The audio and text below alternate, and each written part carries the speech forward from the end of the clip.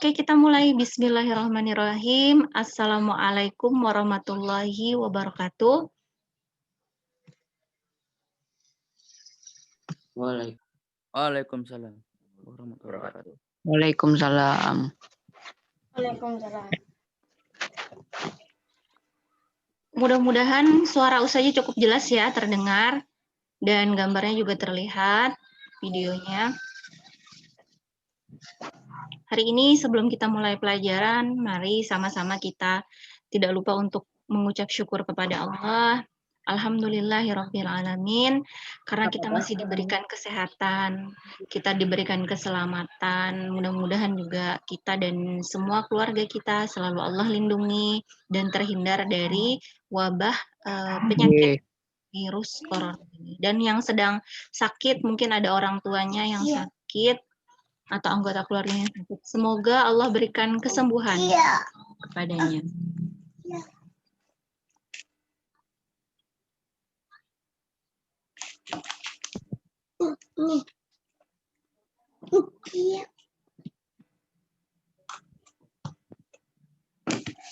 Dan tidak lupa kita masih di bulan Maulid ini, lagi banyak kegiatan peringatan Maulid. Mudah-mudahan juga itu selalu mengingatkan kita untuk lebih mencintai baginda Nabi, dan kita lebih termotivasi untuk mengikuti dan menjaga sunnah-sunnahnya. Karena orang yang mencintai Nabi itu buktinya adalah mereka yang menjaga sunnahnya.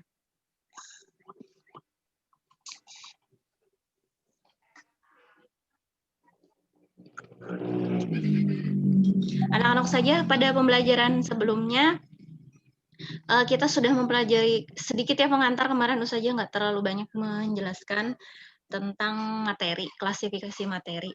Kalau sebelumnya kita belajar tentang klasifikasi makhluk hidup itu bidangnya biologi, kalau yang sekarang ini lebih ke kimia, IPA-nya kimia, mengarahnya ke kimia. Karena kita belajarnya nanti tentang unsur, senyawa, dan campuran. Nah, kemudian kemarin saja berikan kepada kalian pertanyaan. Alhamdulillah banyak yang sudah menjawab dengan benar pertanyaan itu. Tapi ada yang saja juga agak perlu memperbaiki sepertinya, karena jawabannya ada yang kurang tepat. Dan hari ini mau saja agak sedikit dikoreksi ya, diluruskan kembali beberapa pemahaman kalian sebelumnya mungkin yang masih belum tepat. Oke, karena kita udah mulai masuk ke pembelajaran, jadi kolom chatnya bisa ditinggalkan dulu ya. Saja mau share screen setelah ini.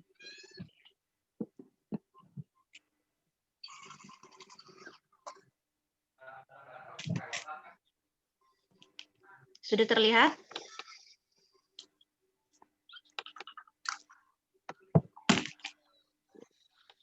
Sudah, Ustazah. Terima kasih, Abia. Alhamdulillah sudah terlihat. Nah, jadi hari ini kita mau ngulang, ada yang diulang, tapi ada juga nanti yang dijelaskan lagi tentang unsur, senyawa, dan campuran. Oke. Kan kemarin saya sudah jelaskan bahwa segala sesuatu yang ada di bumi ini terdiri atas materi. Nah, kemudian materi itu dibedakan lagi, ada menjadi dua. Ada yang disebut zat tunggal, ada yang campuran. Nah, zat tunggal itu berarti dia terdiri dari ada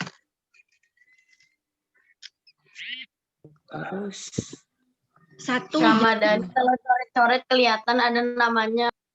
Coret terus. Kalau mau nyoret itu berarti harus ada artinya ya, mau nunjuk sesuatu kah atau mau menanyakan sesuatu. Oke, bisa dihapus dulu. Udah. Nah, kawan-kawannya terganggu, saya juga jadi terganggu kan. Oke, kemarin zat tunggal itu kita bedakan lagi, dia menjadi dua. Ada unsur dan senyawa. Kenapa unsur dan senyawa termasuk zat tunggal? Karena keduanya ini mereka masih memiliki sifat asalnya. Tapi nanti ada yang disebut dengan campuran. Nah, kalau campuran ini dia akan terdiri dari dua zat tunggal atau lebih. Dan sudah berubah sifatnya. Oke, kita lihat ya. Kita mau membahas unsur dulu nih. Kemarin ada Ustazah minta sebutkan beberapa jenis unsur. Banyak yang sudah benar menyebutkan, tetapi masih ada juga yang belum tepat. Nah, kalau yang disebut dengan unsur itu adalah zat tunggal yang sudah tidak bisa dipisah-pisah lagi, nggak bisa diuraikan lagi karena memang dia terdiri dari satu jenis saja. Ya, misalnya ini nih yang ada beberapa di sini Ustazah perlihatkan ini contohnya aja. Kalau yang namanya unsur itu berarti dia hanya terdiri dari satu jenis, satu zat tunggal aja nih. Misalnya ada K, unsur K, unsur kalium. Nah, kemudian di sini ada unsur Fe misalnya. Jadi dia hanya terdiri dari satu ini saja, satu zat tunggal ini. Gimana kalau Fe-nya banyak, Ustazah? Kalau Fe-nya lebih dari satu unsur, iya, dia nanti akan disebut dengan jenis yang berikutnya lagi. Tapi kalau dia hanya satu saja besinya, Fe-nya, maka dia disebut unsur. Nah, kemudian para ahli itu sudah meneliti, ternyata di bumi ini ada 118 unsur yang ditemukan. Nah, ini bisa kalian lihat nanti lengkap ada di sistem periodik namanya. Di buku kalian ada sistem periodik unsur. Jadi unsur yang ada di bumi ini ada jumlahnya 118. Kemudian 92 unsur itu ditemukannya di alam. Sementara sisanya berarti di mana dong? Nah, kalau yang sisanya itu mereka adalah hasil pembuatannya di laboratorium. Jadi dibuat oleh para ahli. Kalau yang ditemukan secara alami itu ada 92 unsur. Nah, kemudian kalau kita mau mempelajari tentang unsur, itu nanti ada namanya nama-nama unsur, ada yang disebut dengan nama unsur. Nama unsur itu nanti bukan dalam bahasa Indonesia, bukan dalam bahasa daerah, tapi dalam bahasa Latin. Nanti kita akan mengenalnya dengan bahasa Latin. Kemudian nama unsur itu juga ada lambangnya. Biasanya lambang itu diambil dari huruf pertama namanya. Ini misalnya yang Ustazah tampilkan di sini itu adalah lambang unsurnya. Ya, misalnya ada unsur Fe, namanya ferum.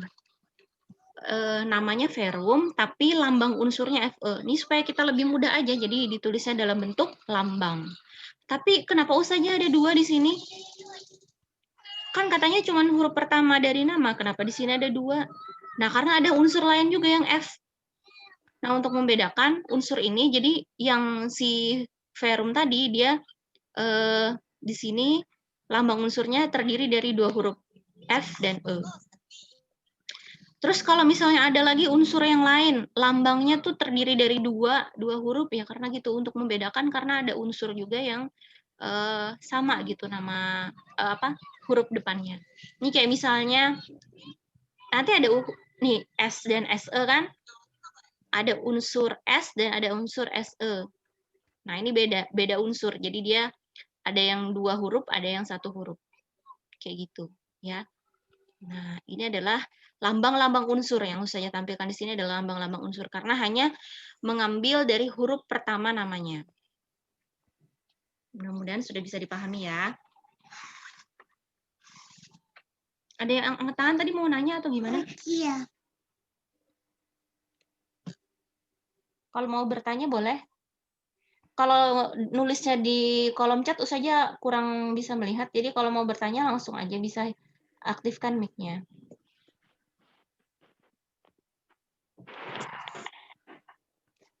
Oke, nggak ada yang bertanya berarti ya. Nah, ini contohnya unsur. Jadi unsur itu tadi jumlahnya ada 118, tapi kemudian dibedakan lagi menjadi 3 kelompok atau 3 jenis. Ada yang disebut unsur logam, nanti ada yang disebut unsur metaloid, dan ada yang disebut dengan unsur non-logam. Karena memang beda-beda sifatnya. Karena perbedaan sifat. Ya. Unsur logam ini ya salah satunya dia yang paling banyak jumlahnya di alam. Ini contohnya, besi. Besi itu termasuk unsur logam. Kemudian ada jenis lain itu namanya aluminium. Kalian mungkin sudah kenal ya dengan kedua unsur ini, sudah sering sekali kita gunakan dan ini menjadi bahan-bahan dalam kehidupan kita sehari-hari. Benda-benda yang kita gunakan itu biasanya terdiri dari unsur ini. Ada yang besi, ada yang aluminium. Ini lumayan banyak nih dalam kehidupan. Nah, kenapa mereka disebut unsur logam? Karena mereka memiliki sifat yang khusus.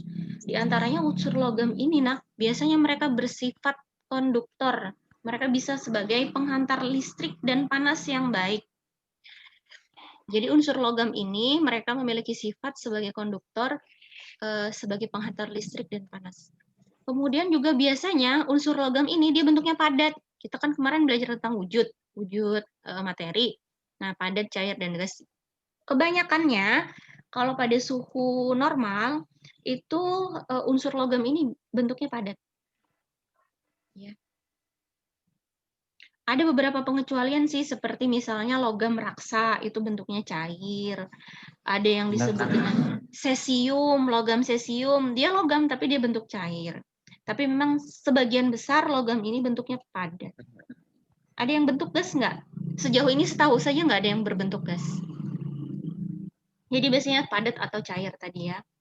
Kemudian juga unsur logam ini biasanya bisa ditempa. Bisa ditempa dia menjadi lempengan. Kayak besi itu kalau mau dibuat kayak jadi pedang atau pisau itu kan ditempa. Atau misalnya mau dijadikan sebagai benda-benda itu biasanya ditempa. Dia bisa jadi lempengan. Misalnya jadi kayak parang itu ditempa. Nah, kalau logam ini dia bisa ditempa. Ya.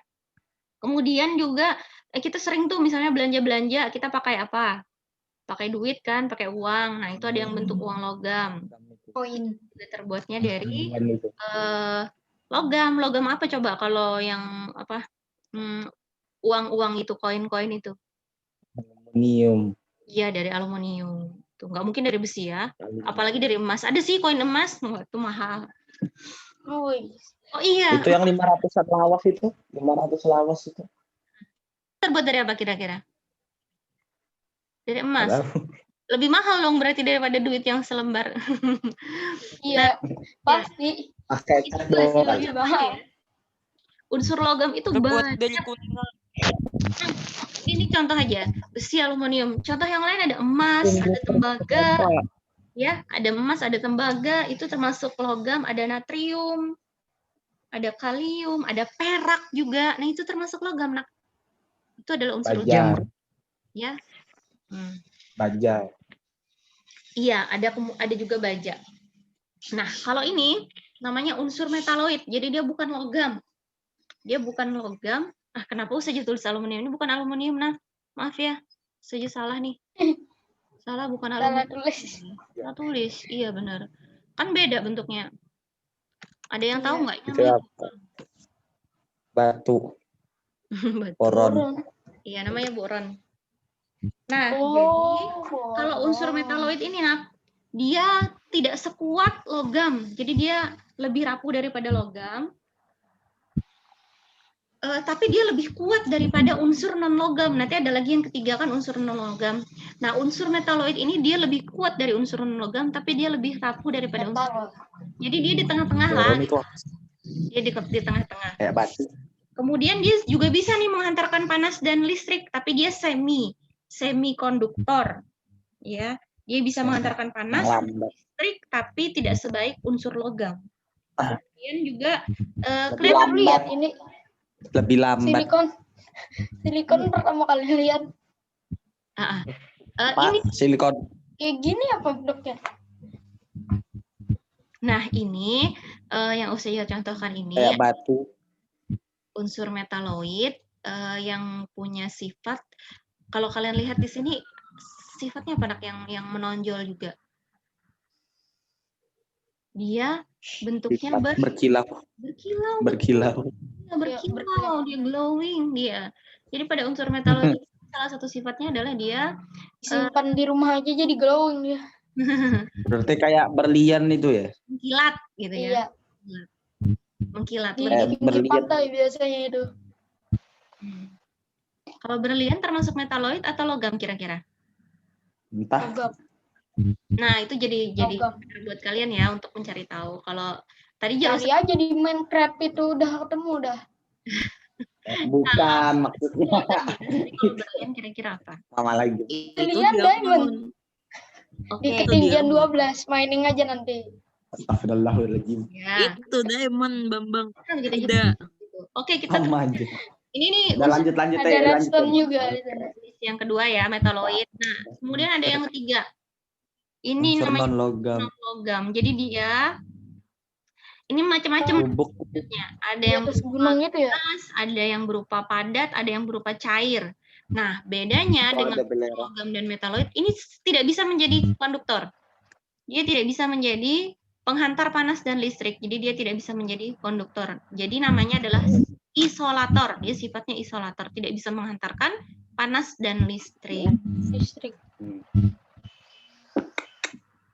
Please jangan chat lagi dong ke Halim. Contohnya di sini adalah belerang. Kalian sering mungkin mendengar ya belerang atau sulfur. Gunung. Belerang atau Sering dengar tapi nggak pernah lihat. Pernah. Di gunung. bentuk aslinya tuh Kayak begini. emas gitu loh. Bentuk aslinya begini, tapi belerang juga dia nanti bisa jadi gas. Dia juga wujudnya bisa gas. Ini kan wujudnya padat. Videonya nama Kemudian ada yang disebut dengan fosfor, ini juga unsur non logam. Ini juga banyak nih gunaannya dalam kehidupan kita mungkin jarang mengenal tentang fosfor. Terus contoh yang lain dari unsur non logam yang ada dalam kehidupan kita sehari-hari itu misalnya ada Kayu. oksigen. Lemari. Kita menghirup oksigen kan? Oksigen itu unsur juga dan dia bersifat non logam. Terus bentuknya gas ya. Bentuknya ada karbon. Ada karbon, oksigen, Sudah paspor tadi. oksigen, nah itu Paspor. Jadi biasanya kalau unsur non logam itu dia bisa berupa 3 wujud tadi. Ada yang padat seperti ini, ada yang bisa cair, ada yang juga berbentuk gas, ya. Ini kalau misalnya kalian belum pernah melihat belerang, katanya belerang itu kalau padat dia bentuknya kuning gini nak. Kalau padat ya. Ini biasanya jadi bahan campuran untuk obat atau untuk kosmetik nih. Kalau belerang. Kalau fosfor ini biasanya untuk pupuk. Dimanfaatannya untuk pupuk. Oke. Penumbuh. Itu unsur ya. Nah, ada pertanyaan nih buat kalian. Oh, ntar dulu. Saya pengen menyinggung lagi soal ini. Nih, kan tadi ada kata saja nama unsur dan lambangnya. Kalau besi ini kan nama apa istilah bahasa Indonesia ya. Nah, kalau besi ini di buku kalian ada tuh nama unsurnya, ada yang tahu apa? Kalau besi ada yang bisa mengatakan kalau besi itu nama unsurnya apa? Iron. Iron itu bahasa Inggris. Kalau besi itu bahasa Indonesia. Kalau namanya bahasa Latinnya adalah ferrum. Ferrum, betul sekali. Siapa yang menyebut ferrum tadi ya? Terima kasih. Enggak usah ditulis. Enggak usah dicoret-coret deh. Ferrum. Itu ada kok di buku. Ferrum. Jadi dia nama Indonesianya adalah besi, nama Latinnya adalah ferrum. Kemudian berarti lambangnya apa kira-kira? Lambangnya besi apa kira-kira? Ada di sini. Fe. Ini ya, Fe ini. Ya. Benar. Kemudian aluminium, ini nama Indonesianya. Kalau nama Latinnya kira-kira apa? Aluminium juga. Sama, iya benar aluminium. Terus dia lambangnya apa coba? Bener. AL. AL, iya. AL. Ini AL ya, jadi ada 2 huruf ya. 2 huruf dari nama pertamanya AL. Oke. Kalau metaloid ini ada boron. Ini nama Latinnya memang. Nggak ada nama Indonesianya. Terus dia lambang unsurnya apa kira-kira kalau boron ini, Nak? B. Iya, nama lambang unsurnya B ya. Terus kalau silikon ini nama Indonesianya silikon juga sih, nggak ada nama lain. Nah, ini biasanya lambang unsurnya adalah SI. SN. SI. SI. SI itu berarti silikon. Kalau kalian lihat misalnya barang-barang atau yang kita beli di supermarket atau apa gitu, terus lihat ingredients-nya, kalau di situ ada SI berarti ada kandungan silikon di dalamnya. Hati-hati ya, nggak boleh ada di dalam makanan kita kalau ada SI. Oreo ada silikon. Kemudian sulfur, ini belerang ya. Belerang itu sulfur. S, lambang unsurnya namanya sulfur. Terus kalau fosfor, ini nama latinnya fosforus. Fosforus, dia lambangnya P, itu juga ada di buku kalian, nanti dilihat. Nah, terus di sini saja. Ini bendera Ustaz. Pertanyaan nih. Ustazah. Maaf, salah. Ini pertanyaannya ya, kan tadi di Google Classroom Ustazah bikinnya kayak jadi pertanyaan. Nah, ini pertanyaannya. Nanti dijawab di Google Classroom ya. Cari nama unsur dari lambang berikut. Sebagiannya udah Ustazah sebutin sih tadi. Screenshot aja ya. Mana-mana tadi? Atau yang Nggak gimana? kelihatan. Coret Ustazah. Ada yang coret Ustazah. Gimana cara menghilangkan coretan ini? Diapain? Yang nyoret mohon dihapus. Yang nyori. Clear all Nyoret. dulu. Kelihatan jatuh, kelihatan ya. Udah kelihatan? Nah, kan? Udah kelihatan? Ada. Oke. Jangan cet, Karena satu orang semuanya kena. Oke, di Nah, ya, mantap. screenshot aja atau Di gimana screenshot, Ustaz. dicatat deh. Ya. Biar cepet ya. 1 menit aja waktunya. Atau menit buat screenshot. Iya, buat nyatet atau buat apa? Terserah. Yang mau nyatet lebih lama kan berarti. Pertanyaan. Ini pertanyaan pertama loh. Jawab. Nanti ada pertanyaan kedua. Ustazah, nanti itu langsung dijawab atau Nama itunya Kak Ustazah? Dijawab. Nama bendanya Kak? Nama Nama unsurnya bendanya apa nambah Latin? Nama unsurnya. Nama Latin. Nama unsur berarti nama Latin. Oh ya, nama Latin soalnya ya. tulis Kak Ustaz. Langsung Soalnya aja tulis Kak Ustazah. S sama dengan apa gitu ya. SI sama dengan apa. AL sama dengan apa nama unsurnya. Saya tahu S, saya tahu AL. Oke, waktunya berakhir. Yang belum Ya iyalah tadi udah dijawabin. SI Iya. juga udah dijawab. yang mudah-mudahan ingat Semua. ya. Mudah-mudahan Yang nggak ingat. tahu berarti nggak memperhatikan ini. Karbon. Iya ini. Ya ampun. Harusnya Ustazah yang ngomong begitu. Ya udah, terima kasih sudah mengingatkan yang lain. Kita teruskan ya. Oke, mewakilkan saja. Cuman ini aja Kak pertanyaannya Ustazah. Ada yang kedua, ini kan baru nomor 1. Ada Iya. dua. Oke, nah terus kita lanjutkan tuh, udah hampir habis waktunya. Ustazah pakai yang free soalnya. Udah, kita lanjutin deh senyawa. Satu nyawa. Ya. Satu nyawa. Kan tadi Satu sudah nyawa, dua benda. paham tentang unsur. Nah, sekarang kita bahas yang senyawa. Kata Ustazah kalau unsur itu dia zat tunggal, berarti dia zat tunggal yang hanya terdiri dari satu saja dan dia tidak bisa dipisah-pisah lagi. Ya, tapi kalau senyawa itu dia bisa terdiri dari 2 atau lebih unsur. Ya. Unsurnya bisa unsur yang sama, bisa jadi unsur yang berbeda. Ini misalnya hidrogen itu unsur, tapi kalau dia menggandeng hidrogen yang lain jadi H2, maka dia adalah senyawa, bukan unsur. Saya ulangi ya. Kalau hidrogen itu adalah unsur, terus dia menggandeng atau dia mengajak hidrogen yang lain untuk berdekatan atau untuk berikatan bahasa kimianya, dan dia menjadi H2, maka dia menjadi senyawa hidrogen, bukan unsur lagi. Tapi kalau hanya ini sendirian terus, dia sendirian aja, dia nggak mau berikatan dengan siapa-siapa, dia berarti disebut unsur. Ya, berarti H2 ini H2 kecil itu Kalau senyawa ya.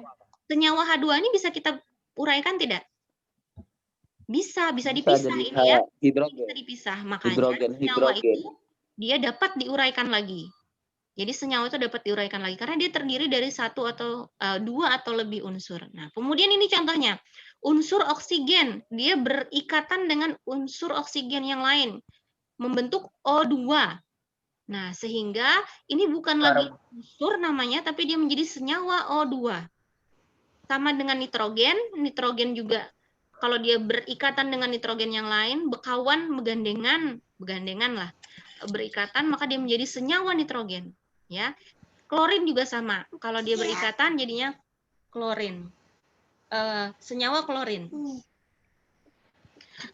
Nah, bagaimana kalau unsurnya berbeda? Bisa juga dia membentuk senyawa. Misalnya nitrogen dan oksigen, maka dia menjadi senyawa NO atau nitrogen oksida. Kemudian kalau 3 boleh juga. Meskipun unsurnya ada 2 nih, oksigen dan hidrogen. Tapi hidrogennya nambah 1 lagi. Akhirnya mereka membentuk senyawa H2O atau air. Jadi air itu hanya bisa terbentuk kalau ada 2 unsur hidrogen, 2 atom hidrogen dan 1 atom oksigen. Jadinya senyawa H2O. Kemudian nitrogen dioksida juga sama, dia ada senyawa, ada unsur nitrogen dan ada unsur oksigen. Sehingga menjadi senyawa NO2. Dan ini karbon dioksida. Karbon dioksida ini dalam fotosintesis kita mempelajarinya. Karbon dioksida itu termasuk senyawa karena dia terdiri dari unsur C dan unsur oksigen. Oksigennya ada 2 nih atom. Ya. Karbon 2 oksigen gitu. Karbonnya 1, oksigennya 2. Jadi akhirnya senyawanya disebut karbon dioksida atau CO2. Nah, itu ya. Kita mempelajarinya di fotosintesis nih, CO2 dan H2O. Nah, kemudian sifat senyawa itu nanti akan berbeda dengan sifat dari unsur yang menyusunnya. Jadi kalau sudah terbentuk senyawa nih, senyawa H2, senyawa H2O, senyawa CO2, maka nanti sifatnya sudah berbeda dengan sifat dari sifat unsur H atau sifat unsur sebelumnya. Contohnya, nih, ada juga dijelaskan di buku kalian, H2O. H2O ini senyawa air kan berarti? Senyawa air ini dia memiliki sifat yang berbeda dengan unsur hidrogen dan unsur oksigen. Jadi senyawa air ini kalau sudah terbentuk H2O, sifatnya berbeda dengan sifat unsur hidrogen dan unsur oksigen yang menyusunnya. Kalau H2O ini kan bentuknya air, bentuknya cair ya. H2O ini bentuknya cair. Kalau hidrogen dan oksigen itu bentuknya wujudnya apa? Wujudnya gas. Nah, itu sudah berbeda kan? Jadi kalau oksigen dan hidrogen ini sendiri-sendiri dia bentuknya gas, tapi kalau dia berikatan maka dia bentuknya akan berwujud cair. Nah, itu sudah berbeda sifatnya. Kemudian juga kalau air itu dia punya sifat dia bisa memadamkan api, ya kan? Kita memadamkan api dengan apa? Dengan air. Nah, tapi kalau unsur oksigennya itu sendiri, maka dia bukan memadamkan air, dia justru akan Membuat api semakin besar. bukan memadamkan api, tapi kalau unsur oksigen aja itu dia bisa Semakin besar. api. Iya. Api semakin besar. Benar. Jadi unsur hidrogen dan oksigen ini ya, kalau dia berupa gas, dia justru akan memperbesar api. Ini harus hati-hati kita. Makanya kalau api itu di ruang tertutup, dia akan kecil. Tapi kalau dia, misalnya ada kebakaran nih di ruang tertutup. Kebakaran di ruang tertutup. Itu kalau kita buka ruang itu, kemudian masuk udara, di situ ada gas oksigen, ada gas hidrogen, itu apinya akan membesar. Biasanya begitu. Jadi kalau di dalam sebuah ruangan, biasanya terjadi kebakaran, kemudian ruang itu dibuka, ada 2 kemungkinan sih. Bisa dipadamkan langsung kalau ada bantuan dari BPK, tapi bisa juga kebakarannya menjadi lebih besar. Itu harus hati-hati ya. Nah, jadi itu yang Ustazah maksud dengan sifat senyawa itu berbeda dengan sifat unsur dari yang menyusunnya. Kemudian ini juga NaCl. Siapa yang tahu? Ini senyawa NaCl apa? Yang biasanya buat asin-asin di makanan itu. Garam, Bang. Iya, garam. Garam itu beracun tidak kalau kita makan? Ada. Iya, malah NaCl ini bagus lagi karena dia sebagai Enak. bermineral. Parah. Enak makanan. Babet asin. Micin. Ya. Kalau natrium dan klorin ini kita pisah, maka itu berbahaya. Kalau NaCl ini bergabung, dia jadi makanan kan, jadi garam dapur. Tapi kalau dia dipisah, klorin ini dia baunya menyesakkan dan dia sangat beracun. Jadi kalau ini dipisah nih, Cl-nya nih, klorinnya tersendiri, maka dia justru akan berbahaya. Karena dia sangat beracun. Kemudian bagaimana dengan natrium kalau dia sendirian? Nah, ini juga berbahaya natrium nih kalau sendirian. Dia kalau di apa namanya? Dia jadi bubuk nih misalnya. Kemudian kita masukkan ke air, itu dia bisa spontan meledak. Nah, jadi NaCl ini kalau dia terpisah, dia bisa berbahaya, tapi kalau dia menyatu, dia bermanfaat. Nah, jadi itu ya, sifat senyawa NaCl itu dia berbeda dengan sifat dari natrium dan klorin yang menyusunnya. Bisa dipahami? Mudah-mudahan bisa. Ini banyak banget chatnya. Saja sampai nggak bisa ngebaca satu-satu. Udah. Sama aja. Ya udah, bisa dipahami ya. Jadi senyawa itu dia terdiri atas 2 unsur atau lebih, boleh 2 atau 3 atau bahkan lebih lagi. Kemudian ini sifatnya berbeda dengan yang menyusunnya dan dia bisa diuraikan. Oke, saja mau tampilkan lagi nih. Waktunya tinggal 2 menit paling, 1 menit. Nah ini, ada yang disebut senyawa organik, ada yang anorganik. Kenapa ada 2 begini? Karena ada yang senyawa organik itu berasal dari makhluk hidup. Kalau yang ini bukan berasal dari bahan-bahan hidup. Ya misalnya air, garam dapur, Dari kelapa sawit. arang. Nah ini kan bukan berasal dari makhluk hidup. Kalau ini dia berasal dari makhluk hidup, ya minyak goreng, Sawit. tepung, iya, gula. Nah ini. Ajab. Nah, itu ya bedanya ya, organik dan anorganik. Ini contoh nih senyawa dalam kehidupan kita yang bermanfaat. Ya, ada garam dapur tadi saya bilang NaCl. Terus gula nih, C12H22O11. Kemudian ada HCl, ini bisa buat bersihkan lantai. Cuka juga. Wah, bentar lagi nih kita habis. Oke, nah ini tugas yang kedua. Di screenshot aja tugas yang kedua sebelum waktu kita habis. Tulis nama unsurnya ya. Tuliskan nama unsurnya. Garam dapur itu Tuliskan tadi nama unsurnya apa? Yang membentuk senyawa. Nama unsurnya. Garam dapur tadi unsurnya apa? Dibentuk dari unsur garam apa? dapur ada 2 unsur. NaCl, Air dibentuk air, dari unsur H2O, apa? Ayo tahu. CO2. Pak dibentuknya dari unsur. Nama latinnya Beda apa? karena doang. Air sama air aki. Air aki. Sebentar, kalau apa namanya? Kalau ini habis bisa buka lagi linknya ya. Kalau link ini habis kita buka lagi linknya yang sama. Kalau